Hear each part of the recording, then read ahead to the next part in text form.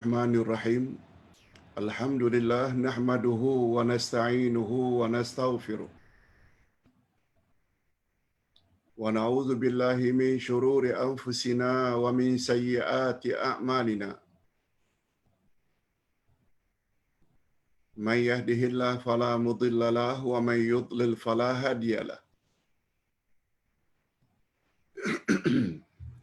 Asyhadu an la ilaha illallah wahdahu la syarika lah wa asyhadu anna Muhammadan abduhu wa rasuluh la nabiyya ba'dah.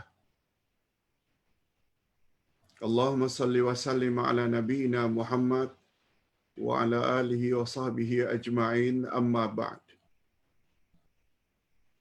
Hadirin dan hadirat serta para pemirsa yang saya hormati, Assalamualaikum warahmatullahi wabarakatuh. Alhamdulillah, kita bersyukur kehadiran Allah Azza wa Jalla. Berkat taufiknya kita dapat meneruskan lagi majlis ilmu kita dengan tafsir Al-Quranul Karim. Ayat yang ke-79 hingga 82 dari surat Al-Baqarah. Berpandukan kitab Tafsir Al-Furqan halaman 185 hingga 193 di bawah tajuk Yahudi mendakwa hanya mereka saja yang layak masuk syurga. Yahudi mendakwa bahawa yang layak masuk syurga hanya mereka saja, sedangkan umat yang lain tidak layak masuk syurga. Hal ini dikisahkan oleh Allah Subhanahu Wa Taala di dalam Al-Quran. Kita awali membaca satu ayat daripadanya. A'udzubillahi minasyaitonirrajim.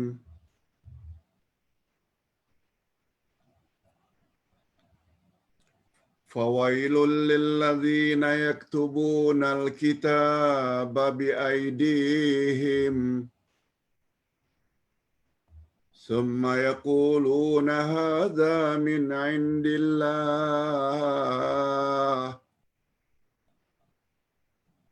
liyashtaru bihi thamanan qalila. Fawailul lahum mimma katabat aydihim wa wailul lahum mimma yaksibun. Okey. Demikian ayat yang ke-79 dari surat Al-Baqarah. Kita baca tafsirannya. Setelah Allah Subhanahu Wa Taala menerangkan bahawa orang-orang Yahudi hanya berpegang kepada sangkaan belaka, amani yang singularnya omnia, yang menjadi pegangan orang-orang Yahudi hanya sangkaan belaka, bukan keyakinan. Sangkaan. Itu dijelaskan pada ayat yang terdahulu. Maka pada ayat-ayat berikutnya dijelaskan pula tentang orang-orang yang terlibat dengan pemalsuan kitab-kitab suci. Siapa mereka? Mereka yang menyesatkan dengan mengada-adakan dusta terhadap Allah dan memakan harta orang lain secara batil dan secara tidak sah.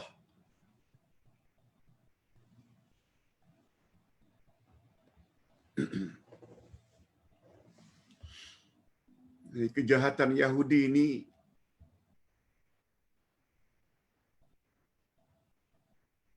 diceritakan dalam Quran bermacam-macam. Mereka palsukan Taurat, bukan hanya palsukan. Taurat yang mereka palsukan itu mereka jual. Sudahlah menyesatkan orang lain, mereka dapat keuntungan dari kerja menyesatkan itu. Taurat yang dipalsukan itu mereka katakan inilah yang sebenarnya datang daripada Allah. Kita baca sekali lagi ayatnya. Ayat 79. Dan apa rahasianya? Allah Subhanahu wa taala sebutkan berkali-kali fawailun. Kecelakaan yang besarlah ke atas mereka. Coba dengar sekali lagi ayatnya.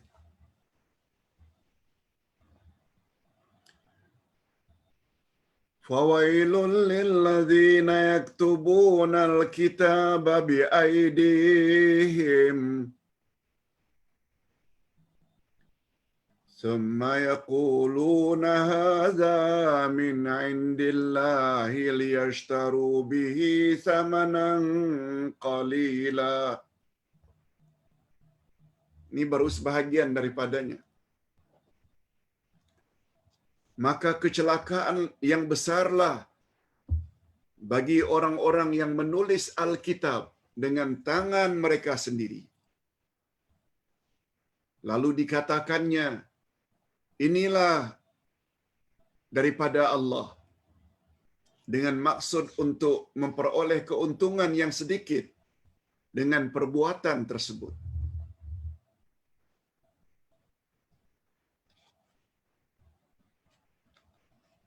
Sudahlah Taurat itu dirubah, tidak sebagaimana yang datang daripada Allah.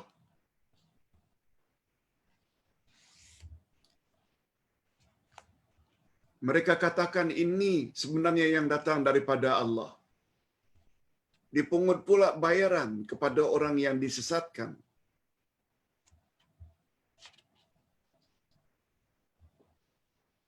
Itu baru terjemah harfiah. Coba dengar pandangan ulama tafsir yang tersohor, yang terkenal, Imam Ibnu Katsir. Menurut Imam Ibnu Katsir, ayat di atas menjelaskan satu lagi jenis Yahudi. Satu lagi jenis Yahudi, yaitu dari kalangan atau dari golongan ulama mereka.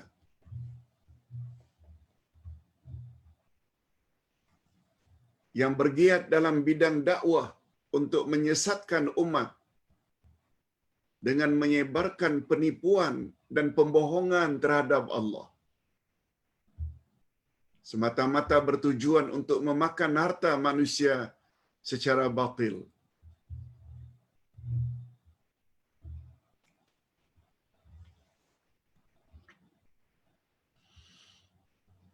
Di antara kesesatan dan penipuan yang mereka lakukan ialah dengan mengubah sifat Nabi akhir zaman. Sengaja mereka rubah-rubah sifat Nabi akhir zaman kepada sifat-sifat yang lain, supaya pengikut mereka tidak ikut Muhammad sallallahu alaihi wasallam. Mereka rubah-rubah.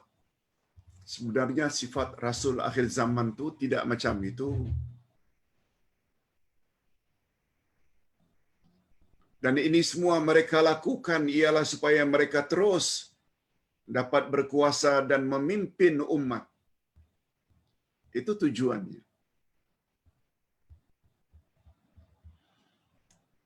Nanti kita akan ulas.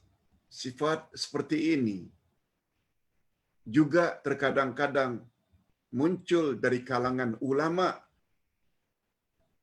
akhir zaman, dari kalangan umat Nabi Muhammad sallallahu alaihi wasallam, untuk mendapat followers yang ramai, supaya kekal menjadi leader, sanggup ayat-ayat Quran itu dirubah-rubah kepada makna yang lain. Ingat kaedah dalam ilmu tafsir, al-ibrah bi'umumil alfaz la bi khususil asbab. Segala pengajaran dalam Al-Quran adalah seumum lafaznya. Ia tidak khas untuk orang yang karenanya ayat itu diturunkan. Betul, ayat ini diturunkan sempena sikap Yahudi, ulama Yahudi, yang akhirnya mereka dikatakan oleh Allah kecelakaan besar ke atas mereka. Tetapi andai kata umat akhir zaman dari kalangan ulama juga mempunyai sifat sebagaimana sifat ulama Yahudi, mereka juga akan mendapat kecelakaan yang sama daripada Allah Azza wa Jalla. Nanti kita akan bahas.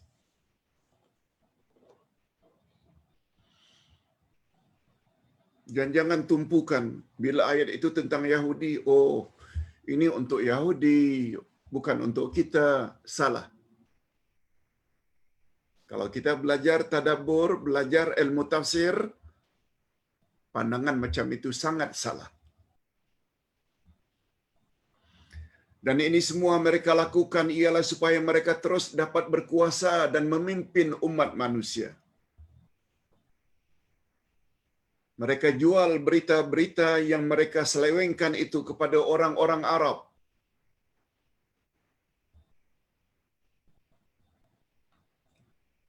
Taurat itu kan dalam bahasa Hebrew, Ibrani, bukan bahasa Arab. Setelah mereka putar-putar, mereka katakan kepada orang Arab, sebenarnya macam ini kandungan Taurat.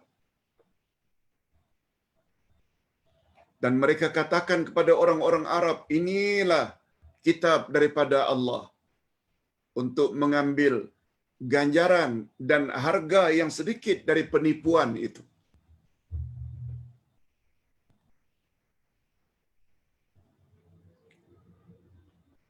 Kita ulas sedikit.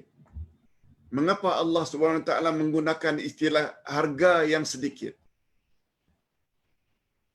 Usaha tersebut pemalsuan, lalu dikatakan ini datangnya daripada Allah, agar mereka mendapat harga yang sedikit. Mengapa Allah gunakan istilah samanan qalila? Saman itu harga, qalila itu sedikit. Apa rahasia? Ini dia. Kata Imam Ibn Katsir, Allah mensifati harga samanan dalam ayat di atas dengan sedikit, qalila, walaupun terkadang-kadang mereka memperoleh keuntungan kebendaan yang banyak, seperti harta yang banyak, seperti kedudukan, kepimpinan, mereka still dapat menjadi leader lagi dengan penipuan tersebut. Walau sebagai hasil penipuan yang mereka lakukan, timbul pertanyaan, mengapa Allah gunakan istilah samanan qalila? Padahal mereka boleh menjadi leader berpuluh-puluh, beratus-ratus tahun. Mereka memiliki harta yang sangat banyak. Namun, kata ulama tafsir, khasnya Imam Ibn Katsir, namun demikian, setiap hasil penukaran antara kebenaran dengan kebatilan, ataupun setiap kebenaran yang ditinggalkan karena sesuatu, maka sesuatu itu tetap dikira sedikit. Karena kebenaran adalah sesuatu yang paling tinggi nilainya, mengatasi segala-galanya. Yes. Itu rahasianya. Ustaz ulang sekali lagi. Walaupun dengan penipuan tersebut, mereka akhirnya berkuasa, dapat pungut bayaran sekian banyak. Tapi yang mereka sembunyikan itu kebenaran, yang mereka sebar-sebarkan itu justru kebatilan. Walau banyak macam mana pun harta yang mereka himpun, walau bagaimanapun lamanya mereka menjadi pemimpin, leader, dan memiliki follower yang ramai, di mata Tuhan, apa yang mereka perolehi itu tetap sedikit. Gara-gara meninggalkan kebenaran. Yes, itu maksudnya. Itu sebabnya bila Ustaz hubung kaitkan dengan inisiatif Ustaz menulis kitab, mengajak para jamaah wakaf semampu yang boleh. RM50, RM100, RM500, RM1,000, RM2,000, RM10,000 untuk menyebar kitab tafsir dan akidah yang Ustaz tulis. Yang Ustaz namakan, mari kita menyebar kebenaran bersama. Walaupun sedikit. Sumbangan kita untuk itu,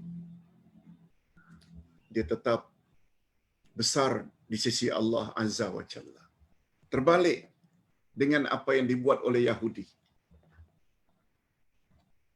Walaupun mereka berhasil untuk menjadi pemimpin sekian ratus tahun,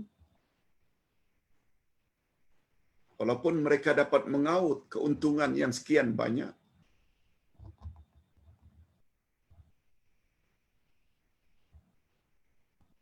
sebagai contoh, Ustaz pernah dengar, itu bukan tentang Yahudi, tapi Nasrani. Nasrani pun tidak banyak bezanya.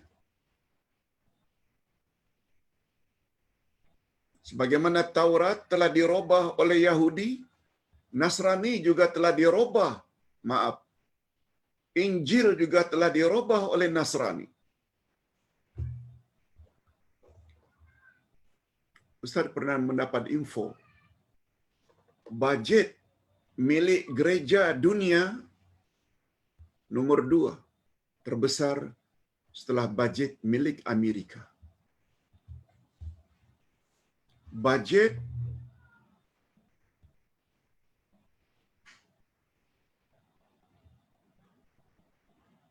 keuangan yang dimiliki oleh gereja dunia, kalau tidak nomor 2, nomor 3. Setelah Amerika dan setelah Rusia. Negara yang dipanggil sebagai superpower. Kuasa besar. Kalaupun Amerika nomor 1, Rusia nomor 2, nomor 3-nya gereja dunia. Apa sebab? Sebab setiap orang yang berdosa pergi ke gereja, bayar sekian untuk mendapat pengampunan dosa. Tidak banyak beza dengan Yahudi. Itu maksudnya. Namun, apa yang mereka perolehi tetap Allah katakan, samanan qalila, harga yang sedikit. Masih ingat apa sebabnya? Karena bila kebenaran itu dirubah menjadi kebatilan, kebatilan itu pula dijual dengan harga tertentu, sehingga mereka dapat kolek harta yang banyak. Mereka boleh menjadi leader sekian lama, namun semuanya itu tetap sedikit di mata Tuhan. Berbeza halnya bila yang kita sebarkan itu adalah kebenaran. Yes, mudah-mudahan kita faham. Sambungan ayat 79. Di sini malah disebut 2 kali pula sambungannya. Jadi semuanya dalam ayat 79 3 kali. Wailun disebut oleh Allah. Kecelakaan besar. Kecelakaan dari sudut mana, Pak Ustaz? Ini dia. Wa wailul lahum mimma katabat aydihim. Wa wailul lahum mimma yaksibun.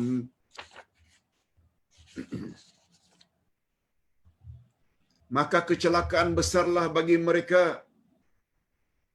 akibat daripada apa yang ditulis oleh tangan mereka sendiri. Dan kecelakaan besarlah bagi mereka akibat daripada apa yang mereka kerjakan. Diulang sampai 3 kali dalam ayat yang satu.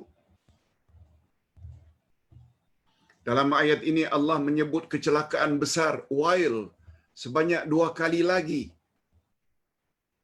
Tadi dah sekali. Ini 2 kali. Kecelakaan pertama menimpa mereka akibat daripada apa yang ditulis oleh tangan mereka. Seperti kebohongan-kebohongan. Itu kecelakaan yang pertama. Demikian juga pemindaan. Kandungan Taurat dipindah-pindah, tidak sebagaimana yang asli.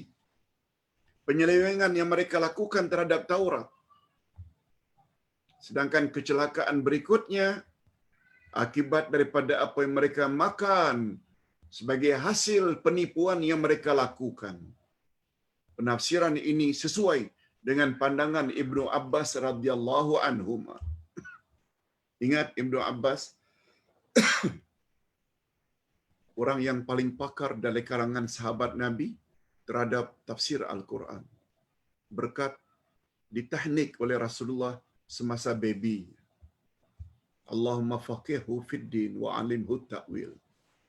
Ya Allah, berilah baby ini ilmu agama yang mendalam dan kemahiran dalam menafsirkan Quran. Akhirnya kesan dari teknik tersebut, setelah dewasa beliau menjadi orang yang paling pakar dalam menafsirkan Quran. Mereka mengaud keuntungan dengan cara yang paling batil. Mereka telah menzalimi manusia dalam 2 bentuk. Pertama, penyelewengan agama dan menyesatkan manusia lain. Untuk itu mereka layak mendapat kecelakaan besar. Yang kedua, mengambil manfaat duniawi di balik penyelewengan tersebut. Nah, yang ini juga layak mendapat kecelakaan. Oleh itu, cara mereka mencari keuntungan duniawi. Oleh sebab itu, cara mereka mencari keuntungan duniawi seperti ini adalah lebih buruk dan lebih batil jika dibandingkan dengan pekerjaan menyamun, merompak, mencuri, atau yang seumpama dengannya. Kalau mencuri, mencuri saja. Satu dosa. Ini bukan macam itu. Sudahlah kitab Allah, Taurat itu mereka pindah, robah. Yang kedua, mereka katakan ini daripada Allah. Yang ketiga, mereka pungut bayaran pula dari orang yang mereka sesatkan. Itu sebabnya coba dengar pandangan Imam Ibnu Taimiyah.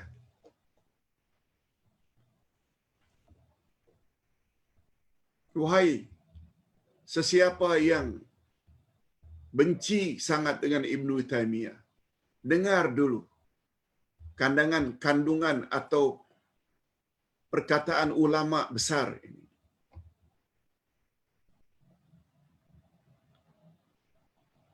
Syekhul Islam Ibnu Taimiyah mendapat gelaran Syekhul Islam, Syekh Islam. Apa kata beliau? Supaya kita berfikir. Dan Ustaz setuju sangat dengan tafsiran beliau ini. Sesuai dengan kaedah tadi. Al-ibrah bi umumil alfaz la bi khususil asbab. Segala pengajaran dalam Al-Quran seumum lafaznya, ia bukan khas untuk orang yang karenanya ayat itu diturunkan. Apa kata beliau? Membuat perbandingan. Kalau Allah Subhanahu wa taala mencela orang-orang Yahudi pada ayat 75 Al-Baqarah, karena mereka mendengar firman Allah Taurat, lalu mereka mengubahnya setelah mereka memahaminya. Mengubah Taurat. Maka celaan yang serupa juga mencakupi untuk orang-orang yang mengubah kandungan Al-Quran dan Sunnah kepada perkara-perkara bid'ah dan batil. Quran cakap lain, dia cakap lain. Sunnah Nabi cakap lain, dia suruh yang lain. Kata Imam Ibn Taimiyah, ustaz, ulama, pendakwah, kiai ke, habib ke, yang seumpama itu, mereka layak mendapat ancaman sebagaimana Allah ancam terhadap orang Yahudi. Sebab sifatnya sama. Ingat kaedah dalam ilmu tafsir. Ketika ulama menafsirkan bahagian akhir surat Al-Fatihah, Yahudi dimurkai oleh Allah bukan karena Yahudinya, tetapi karena sifatnya. Nasrani Kristian dikatakan sesat, ad-dallin, bukan karena Nasraninya, tetapi karena sifatnya. Sifat Yahudi degil, ilmu banyak, tak mau diamalkan, layak dimurkai. Nasrani banyak beramal baik, tapi tidak berasaskan ilmu, itu sebabnya mereka sesat. Mana-mana umat akhir zaman, umat Nabi Muhammad memiliki sifat seperti sifat Yahudi. Banyak ilmu tapi tidak mengamalkan. Mereka juga layak dimurkai oleh Allah. Sebagaimana Allah murkai orang-orang Yahudi. Umat Nabi Muhammad yang banyak beramal tapi jahil, tak ada ilmu. Mereka juga dipandang di mata Tuhan sesat. Sebagaimana sesatnya Nasrani Kristian. Yes. Lihat balik tafsir surat Al-Fatihah. Ini baru satu. Berikutnya kata Imam Ibn Taimiyah. Begitu juga kalau Allah mencela orang Yahudi pada ayat 78. Karena mereka tidak mengetahui Taurat kecuali hanya membaca sahaja, ummiyun, hanya membaca saja, hanya dalam dugaan sahaja, maka juga mencakupi celaan itu untuk orang-orang yang hanya pandai membaca Al-Quran, tetapi lalai dan meninggalkan tadaburnya, meninggalkan tafsirannya, meninggalkan memahami dan menghayati pengajaran yang terdapat di dalam Al-Quran. Alhamdulillah, kita sudah terdedah dengan penafsiran. Walaupun baru juz 1, pasangkan azam. Andai kata meninggal dunia dalam beberapa hari lagi, semua yang kita belum ketahui dalam Al-Quran, 29 juz itu, dimaafkan oleh Allah sebab sudah ada azab. Berbeza dari orang yang tak mau belajar tafsir. Ingat, Quran diturunkan untuk dijadikan pedoman, bukan sekedar untuk dibaca. Macam mana Quran mau dijadikan pedoman kalau apa yang dibaca kita tak faham? Nah, satu lagi perbandingan yang dibuat oleh Imam Ibn Taimiyah antara umat Islam dengan Yahudi bila memiliki sifat yang sama. Dan kalau Allah mencela orang Yahudi pada ayat 79 karena mereka mengubah sifat dan hukum hakam dalam Taurat dengan tangan mereka sendiri, maka celaan itu juga mencakupi sesiapa saja yang menulis kitab yang nyata-nyata bercanggah dengan Al-Quran semata-mata karena mencari keuntungan duniawi, dan mencakupi juga celaan orang-orang yang menyembunyikan kebenaran yang terdapat dalam Al-Quran dan As-Sunnah. Dia tak mau dedahkan dengan tujuan supaya orang lain yang berbeza pandangan dengannya tidak boleh mengalahkan hujahnya. Lalu dia create ini dan itu. Orang tersebut juga layak mendapat kecelakaan. Timbul pertanyaan, wujudkah Pak Ustaz ulama jenis itu? Wujud?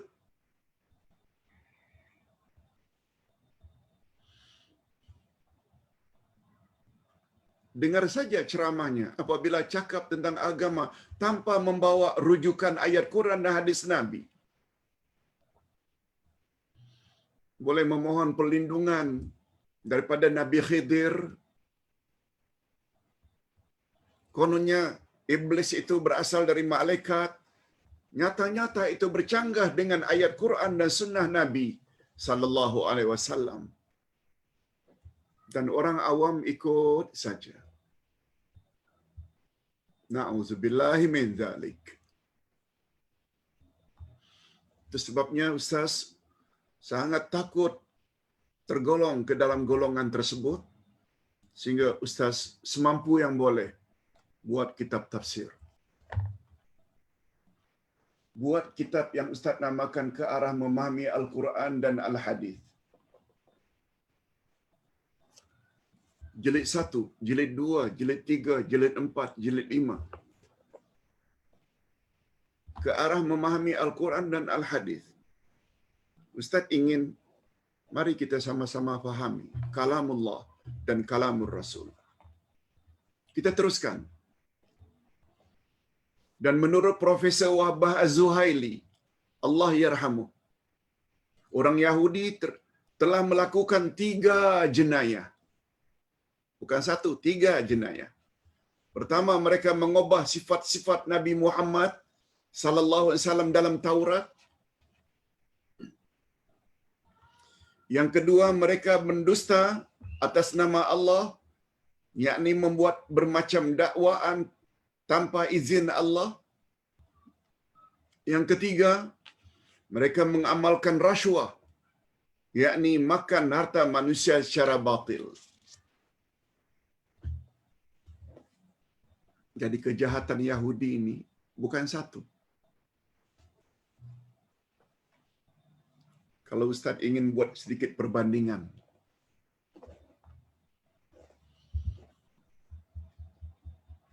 A, B, C. A, maaf cakap, memperkosa atau merogol seorang wanita. Dosa tak? Dosa. Yang kedua, B. Setelah wanita itu tersebut diperkosa atau dirogol, diambil barang kemasnya, dicuri. 2. 3. C. Sudahlah wanita itu diperkosa, dirogol, hartanya dicuri, dibunuh. Dibunuh sampai mati. Yahudi ini yang mana satu? A atau B atau C? Yes, C. Bertubi-tubi, bermacam-macam kesalahannya. Rogol, curi, bunuh. Yahudi yang ini nih. Jadi bukan satu dosa yang mereka lakukan. Dan atas sebab 3 jenis jenayah itulah, dan atas sebab 3 jenis jenayah itulah, maka mereka diberi amaran keras oleh Allah dengan 3 kali wail, wail, kecelakaan besarlah, dalam ayat 79 diulang sampai 3 kali. Yes, itu di antara rahasianya. Nah, sekarang kita ingin lihat pula kesalahan mereka yang lain lagi. Wa qalu lan tamassana an-naru illa ayyaman ma'dudah. Dan mereka berkata, kami sekali-kali tidak akan disentuh oleh api neraka kecuali selama beberapa hari saja.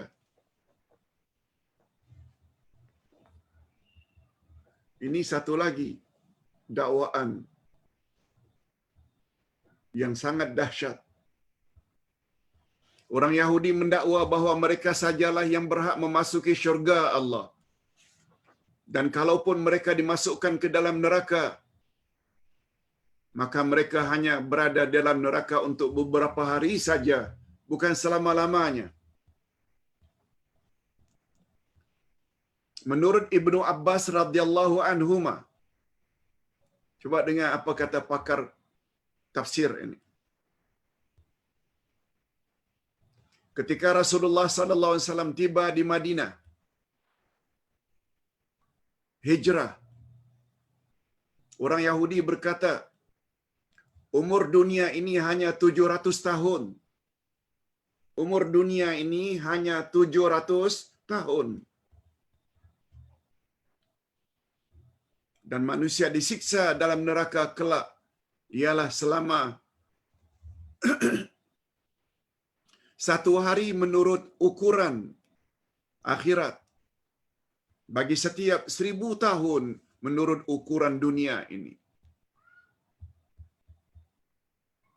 Jadi kesemua siksaan di akhirat hanya 7 hari sahaja. Sebab dunia umurnya 700 tahun. Setiap 1000 tahun manusia disiksa dalam neraka hanya 1 hari.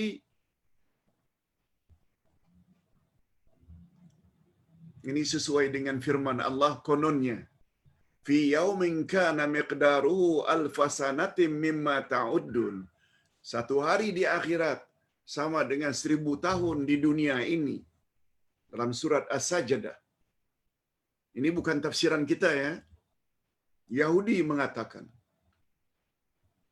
Oleh sebab itu, walaupun kami ini banyak dosa, karena umur dunia hanya 7 tahun, kami masuk neraka 7 hari saja. Jadi kesemua siksaan di akhirat hanyalah 7 hari saja. Dan setelah menjalani masa itu, maka manusia akan bebas daripada azab. Begitu kata Yahudi kepada Nabi Muhammad sallallahu alaihi wasallam. Dan Imam At-Tabari pula meriwayatkan daripada Ibnu Abbas bahawa orang Yahudi berkata, kami sekali-kali tidak akan masuk neraka kecuali hanya 40 hari. Iaitu selama mana kami pernah menyembah patung anak lembu, Ijil. Dan sesudah menjalani azab selama itu, maka kami akan bebas dari segala siksaan. Nah, ini pandangan yang kedua. Bila ditanya mengapa 40 hari? Bila ditanya mengapa 40 hari? Sebab ketika Musa dipanggil oleh Allah menerima Taurat di Bukit Tur Sina, kami telah menyembah patung anak lembu yang dibuat daripada emas oleh As-Samiri. Kami tahu kami berdosa. Tapi setelah itu kan kami diberi oleh Allah ampunan. Tobat kami diterima. Oleh sebab itu, kalaupun kami nanti di akhirat dimasukkan dalam neraka, tak lebih dari 40 hari saja. Ini ada tafsiran lain lagi. Coba apa kata Allah agar Nabi Muhammad sallallahu alaihi wasallam katakan kepada Yahudi. Apa yang Allah suruh agar baginda Rasul Nabi Muhammad sallallahu alaihi wasallam katakan pada Yahudi yang mendakwa demikian. Qul attakhaztum indallahi ahdan falan yukhlifallahu ahdah am taquluna 'ala Allahi ma la ta'lamun.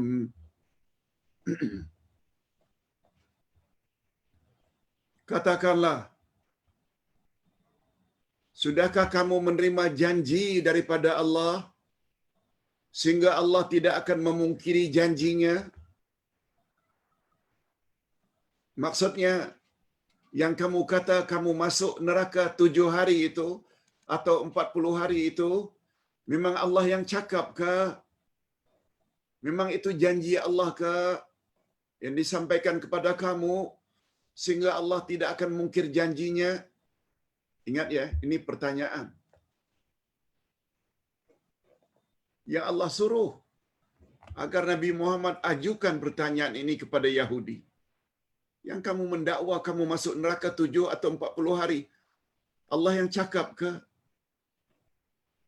Ataukah kamu hanya mengatakan terhadap Allah apa yang tidak kamu ketahui? Atau itu hanya rekaan kamu saja? Okey, itu baru terjemah harfiah.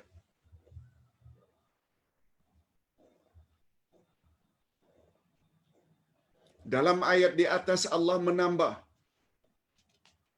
Ustaz ulang. Dalam ayat tadi Allah membantah dakwaan mereka yang kononnya mereka tidak akan disentuh oleh api neraka kecuali hanya beberapa hari saja. Ayyamam ma'dudat ini. Ayyamam ma'dudah. Mana tertera di dalam ayat yang lain. Kita baru meninggalkan bulan Ramadan. Ustaz ingin ajak sejenak kita dengan kewajiban Ramadan. Ayat 183 Al-Baqarah. Ya ayyuhalladzina amanu kutiba alaikumusiyam kama kutiba alal ladzina min qablikum la'allakum tattaqun. Ayyaman ma'dudat. Hai orang-orang beriman, diwajibkan ke atas kamu berpuasa sebagaimana telah diwajibkan ke atas umat sebelum kamu. Mudah-mudahan dengan berpuasa kamu menjadi orang yang bertakwa. La'allakum tattaqun. Sambungan ayat ayyaman ma'dudat. Puasa yang diwajibkan itu hanya beberapa hari. Nabi Muhammad sallallahu alaihi wasallam pernah ditanya, apa maksudnya kewajiban puasa dalam bulan Ramadan itu ayyaman ma'dudat, beberapa hari? Nabi jawab dengan memberi isyarat begini. Nabi kembangkan jari jemarinya dari dua belah tangan. Nabi gerakkan sekali. Nabi gerakkan kali kedua. Dan Nabi gerakkan kali ketiga. Maknanya 10, 10, 10. Jadi jumlahnya 30 hari bulan Ramadan.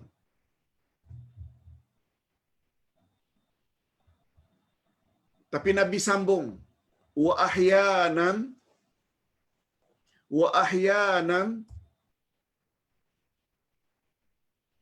kadang-kadang, ahyanan sometimes, kadang-kadang Nabi gerakkan sekali, dua kali, dan kali ketiga Nabi lipat ibu jarinya. Jadi yang ketiga ni 9. Sekedar penambahan maklumat bahwa puasa Ramadan kadang-kadang 30 hari, kadang-kadang 29 hari. Yes, itu sekedar selingan saja. Berbeza dengan ayyamam ma'dudah. Sebagaimana dakwaan orang-orang Yahudi, kami tidak akan masuk neraka kecuali hanya beberapa hari. Itu menurut tafsiran mereka, ada yang mengatakan 7 hari, ada yang mengatakan 40 hari.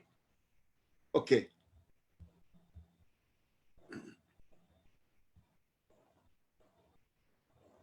Adakah Allah menyuruh Nabi Muhammad sallallahu alaihi wasallam? Maaf, Allah menyuruh Nabi Muhammad sallallahu alaihi wasallam bertanya kepada mereka, adakah ketetapan itu merupakan janji daripada Allah untuk mereka atau hanya dakwaan yang sengaja mereka reka-reka saja?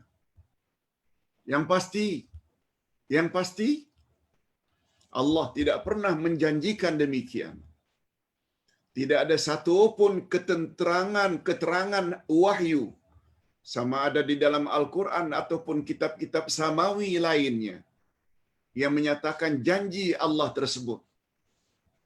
Tak ada. Janji Allah tidak.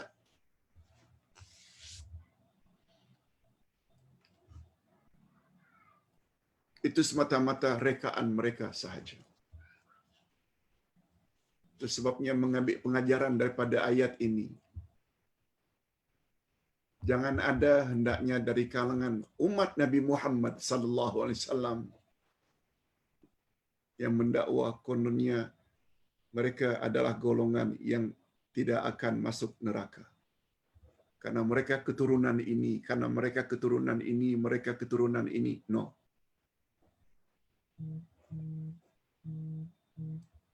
Kalau ada yang sampai mendakwa seperti itu, maknanya sudah ada ciri-ciri Yahudi pada diri orang tersebut. Kecuali orang yang telah disebut oleh Nabi sallallahu alaihi wasallam dari kalangan sahabatnya yang 10. Kecuali orang-orang yang telah disebut oleh Allah dalam Al-Quran seperti isteri Nuh dan isteri Lut, seperti iblis, seperti Abu Lahab. Yang itu boleh. Tapi dakwaan jangan. Tak pasal-pasal jadi Yahudi.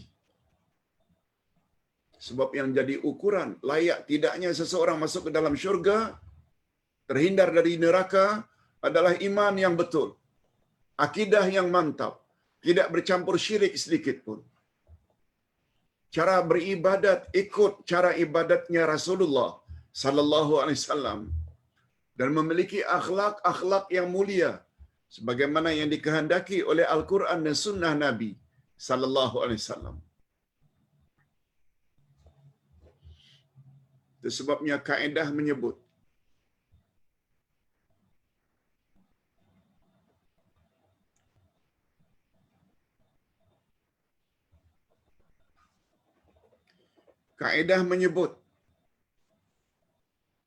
al-qurbu fil ansabi la yanfa' ma'al bu'di fil asbabi. Kedekatan pada keturunan sekali-kali tidak membawa apa-apa faedah jika orang berkenaan jauh daripada sebab-sebab untuk dia masuk syurga. Ustaz ulang sekali lagi. Al-qurbu fil ansabi, kedekatan di dalam nasab, keturunan, la yanfa', tidak bermanfaat, ma'al bu'di fil asbabi, bila jauh daripada sebab-sebab untuk melayakkannya untuk masuk syurga. Contoh mudah. Betul tak Abu Lahab itu uncle-nya Rasul?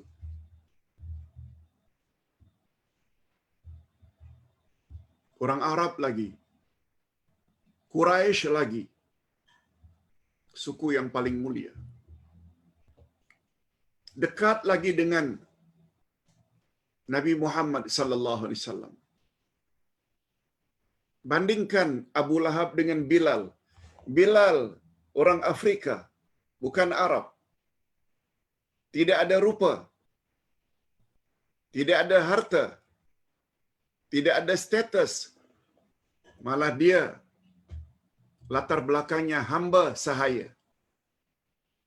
Tapi ada tak pada diri Bilal ini sebab-sebab untuk melayakkannya masuk syurga? Yaitu iman, cinta kepada Rasul, banyak beribadat, tukang azan Rasulullah.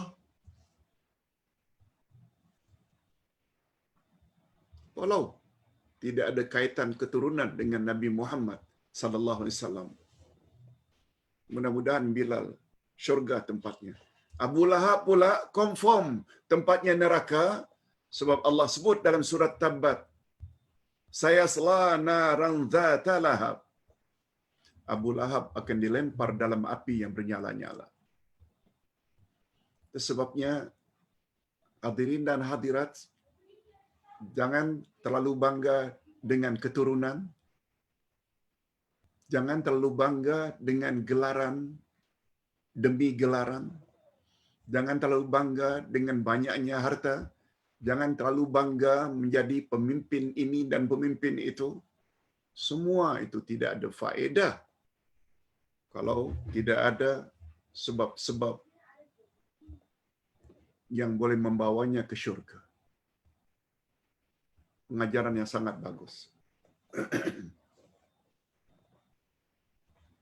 Yahudi mendakwa mereka adalah the chosen people, chosen one. Mereka lah manusia yang paling istimewa. Akhirnya berbuat sesuka hati. Declare pula, kamilah yang paling layak masuk syurga. Na'udzubillah min zalik. Jangan miliki sifat seperti itu.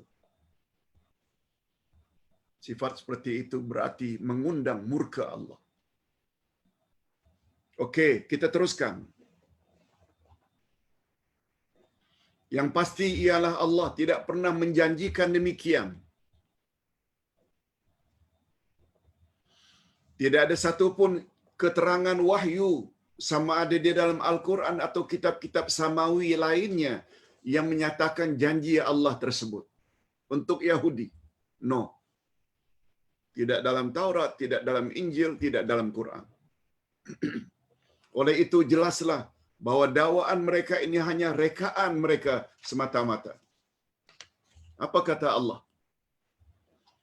Bala man kasaba sayi'atan wa ahatat bi khati'atuh fa ulaika ashabun nar hum fiha khalidun. Bukan demikian. Yang benar, barang siapa berbuat dosa dan dia telah diliputi oleh dosanya, mereka itu adalah penghuni neraka, mereka kekal di dalamnya. Ini ciri-ciri ini ada pada Yahudi. Coba lihat apa mereka buat terhadap umat Islam akhir-akhir ini. Orang sedang salat tarawih diganggu.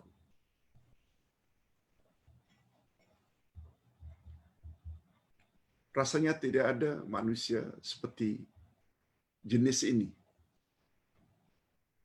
Tak hormat langsung pada orang lain. Tak dengar langsung kecaman dunia.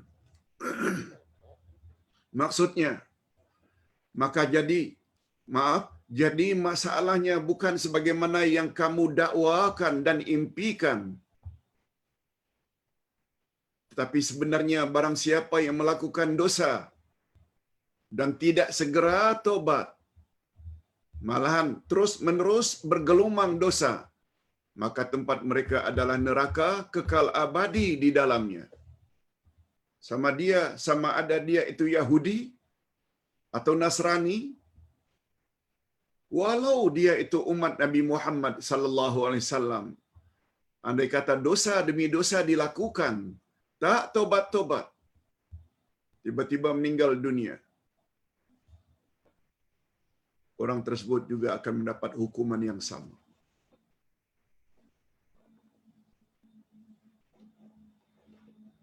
Menurut Ibnu Abbas radhiyallahu anhuma, maksud ayat di atas, barang siapa yang melakukan perbuatan seperti perbuatan kamu. Nah ini dia. Ini kata Ibnu Abbas. Barang siapa yang melakukan perbuatan seperti perbuatan kamu dan kufur sebagaimana kekufuran kamu, sehingga ia diliputi oleh kekufurannya, maka tidak ada baginya satu kebaikan pun. tak kira dia umat siapa. Dan dalam riwayat yang lain Ibnu Abbas radhiyallahu anhuma berkata bahwa dosa yang dimaksudkan di sini adalah dosa syirik. Karena hanya syirik saja yang boleh menghapuskan segala amalan atau kebaikan. Sebagaimana firman Allah pada ayat yang ke-65, ayat 65 dari surat Az-Zumar. Catat di sampingnya bahwa dosa syirik menghapuskan segala kebaikan. La in asyrakta la yahbatanna amaluk wa la takunanna minal khasirin. Bila kamu terlibat dengan syirik, maka hancur musnahlah segala amal salehmu dan di akhirat kamu pasti termasuk orang-orang yang rugi.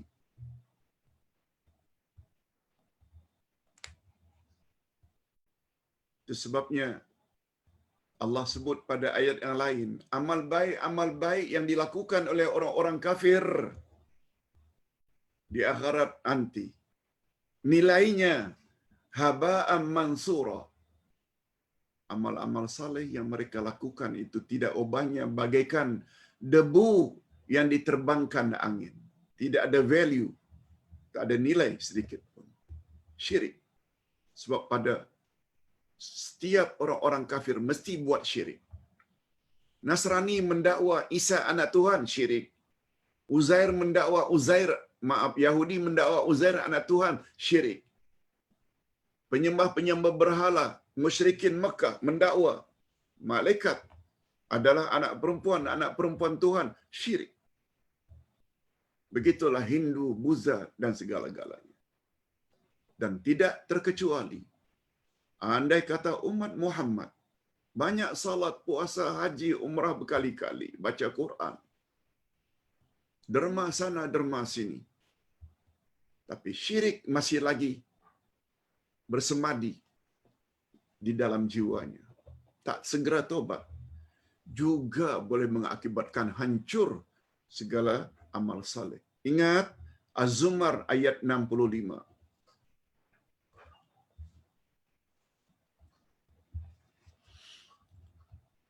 Masa sebenarnya sudah habis.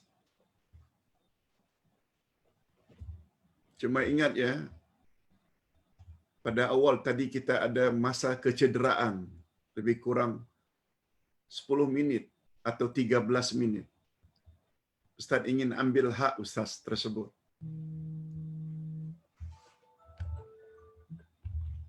Allah Subhanahu wa taala seterusnya menyebut pada ayat yang terakhir untuk pembahasan petang ini, menyebut golongan yang selain Yahudi. Apa kata Allah? Walladzina amanu wa amilus salihat ulaika ashabul jannah hum fiha khalidun. Dan orang-orang yang beriman serta beramal saleh, mereka itu penghuni syurga, mereka kekal di dalamnya. Allahumma ja'alna minhum. Ya Allah, masukkanlah kami ke dalam golongan ini. Golongan yang beriman lagi beramal saleh. Dan lindungilah kami daripada memiliki sifat sebagaimana yang kau sebutkan pada ayat-ayat sebelumnya tentang Yahudi. Na'udzubillah min dzalik. Adapun orang yang membenarkan Allah dan Rasul-Nya dan beriman kepada hari akhirat, itu maksudnya mereka yang beriman serta melakukan amal saleh, bukan hanya iman pada Allah, iman pada Rasul, iman pada hari akhirat, iman pada kitab, iman pada malaikat, iman pada takdir. Mereka juga melakukan amal-amal saleh menunaikan kewajiban dan menambah dan menahan diri daripada dosa dan maksiat, maka merekalah orang yang layak memasuki syurga Allah dan kekal abadi di dalamnya. Sekali lagi kita berdoa.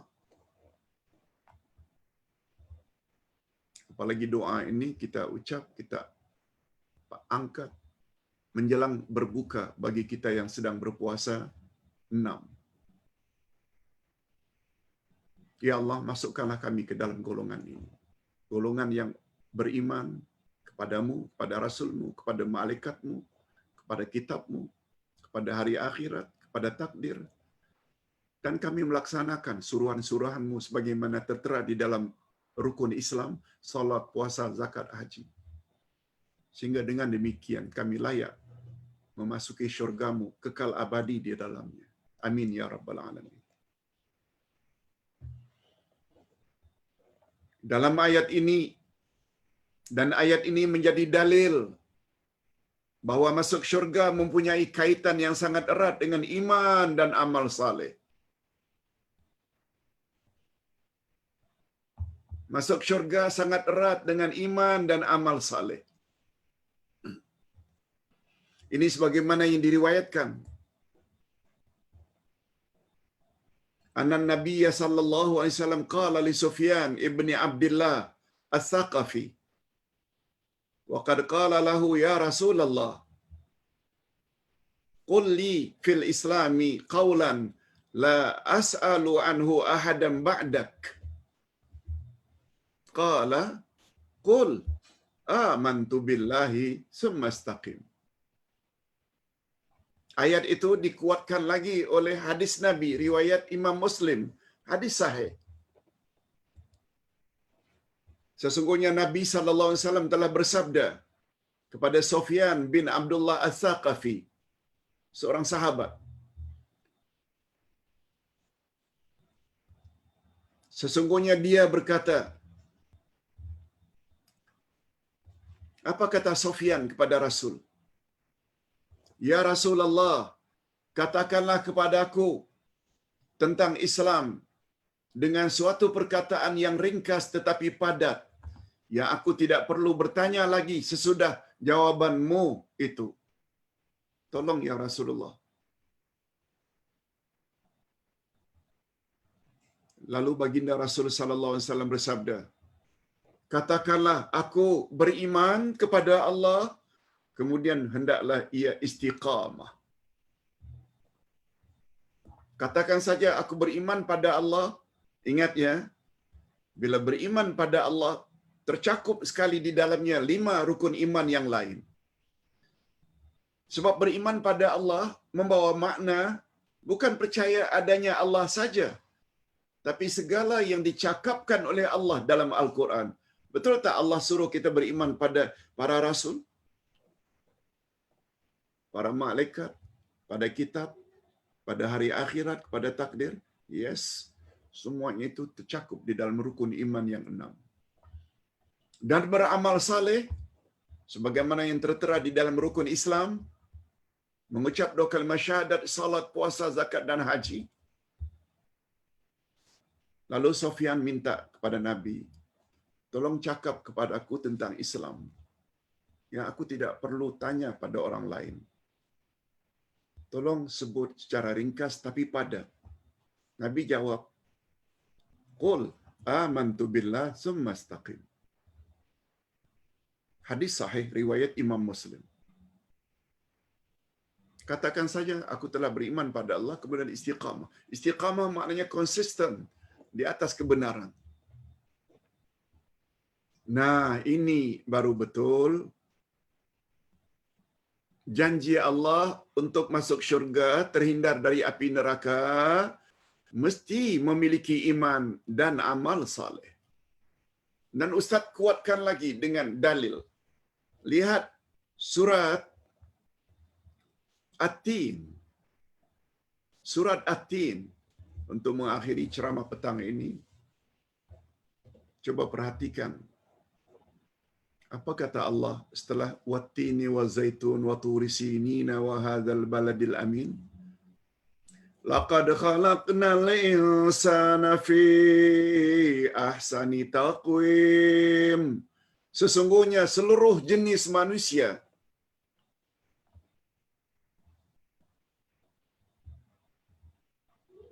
kami jadikan dalam bentuk yang seelok-eloknya.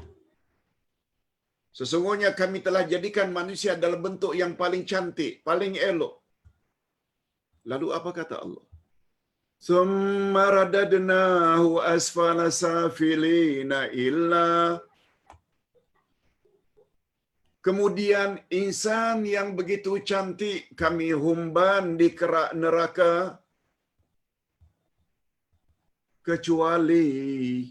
Nah, siapa yang dikecualikan oleh Allah tidak akan dilempar dalam api yang bernyala-nyala? Illalladzina amanu wa amilus salihat. Kecuali orang yang beriman, lagi orang yang beramal saleh. Illalladzina amanu wa amilus salihat. Ini baru betul. Mantapkan iman. Kita belajar ilmu akidah. Mantapkan amal saleh. Kita belajar ilmu fiqh. Cara beramal, cara salat, cara puasa. InsyaAllah kalau kita ikuti setiap minggu, bedah 7 kitab dalam seminggu. Ada tentang tafsir, ada tentang akidah, ada tentang akhlak, ada tentang. Dia insyaAllah bolehlah melengkapi ilmu-ilmu yang kita perlukan sebelum kita menghadap Allah Azza wa Jalla. Mohon maaf kalau pada permulaan tadi ada sedikit masalah teknikal, tapi kita dah cover dah 10 minit terakhir. Kita akhiri dengan doa. Alhamdulillahirabbil alamin. Wassalatu wassalamu ala asyrafil anbiya'i wal mursalin wa ala alihi wa sahbihi ajma'in. Ya Allah, ya Tuhan kami, sungguh banyak pengajaran yang dapat kami ambil daripada sifat-sifat yang boleh membawa kecelakaan sebagaimana yang engkau sebut tentang sifat orang-orang Yahudi. Oleh sebab itu, lindungilah kami daripada memiliki sifat-sifat mereka, sehingga kami juga dengan demikian terhindar daripada kemurkaan dan kecelakaan. Sebaliknya kami mohon, kiranya engkau mantapkanlah iman kami dan amal saleh kami sebagaimana yang engkau kehendaki, sebagaimana yang telah diajar dan dibimbing oleh Rasul kami, Nabi Muhammad sallallahu alaihi wasallam, agar kami amal kami engkau terima dan selanjutnya kami layak memasuki syurgamu dan kekal abadi di dalamnya. Kami bukan hanya memohon untuk diri kami, ya Allah, kami juga memohon untuk ibu bapa kami, anak-anak dan cucu-cucu kami dan kaum kerabat kami. Jadikanlah kami bukan hanya bersama dengan mereka di dunia ini, tetapi juga bersama mereka di akhirat nanti, di dalam syurgamu. Birahmatika ya arhamar rahimin. Wa sallallahu ala nabiyyina Muhammad wa ala alihi wa sahbihi ajma'in. Subhana rabbika rabbil izzati amma yasifun. Wa salamun alal mursalin. Walhamdulillahi rabbil alamin. Subhanakallahumma wa bihamdik. Asyhadu an la ilaha illa anta astaghfiruka wa atubu ilaik. Assalamualaikum warahmatullahi wabarakatuh.